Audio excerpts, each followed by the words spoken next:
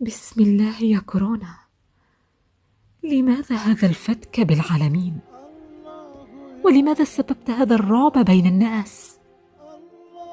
أنا جندي ضعيف، أرسلني الله لأصلح حالهم، وحتى لا يأتيهم ما هو أشد مني كالرياح العاتية.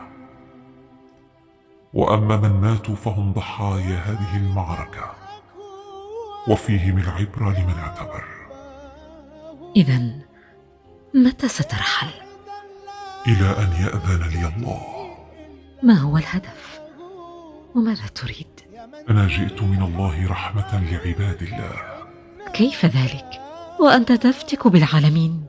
أنا جئت لأوقظهم لأنهم نائمون، وأخشى أن يأتيهم العذاب من فوقهم ومن تحتهم وهم لا يشعرون، وعندئذ لا يستطيعون النجاة.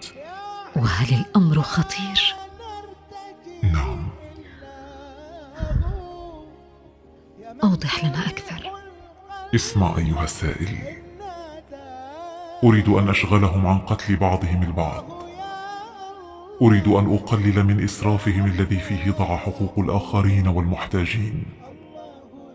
أريد أن أخوفهم حتى يلجأوا إلى الله، لأن الله يحبهم، وهم لا يبادلون الله هذا الشوق وهذه المحبة، وهم يعلمون أن الله أشفق عليهم من أنفسهم.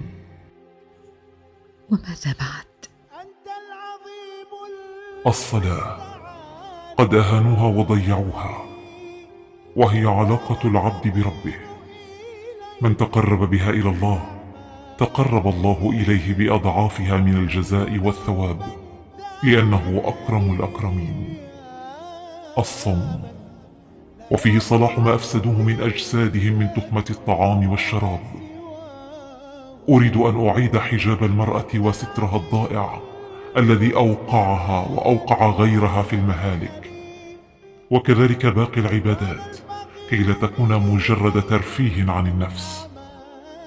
وأريد منهم إعادة حقوق الآخرين بشتى أنواعها، فإن تخويفي لهم هو تنشيط لضمائرهم وتنبيه لمشاعرهم حتى يشعروا ما هو لهم وما هو عليهم، ولكي يشعروا بلذة التقرب والمناجاة إلى الله تعالى، لأن الله تعالى خلق كل شيء لهم وخلقهم لعبادته، فلا يكون حب الشهوات أطيب لهم من حب الله. إذن بماذا تأمرهم حتى يزيل الله عنهم هذا البلاء؟ بالتوبة والاستغفار واللجوء إلى الله تعالى، فرحمته واسعة.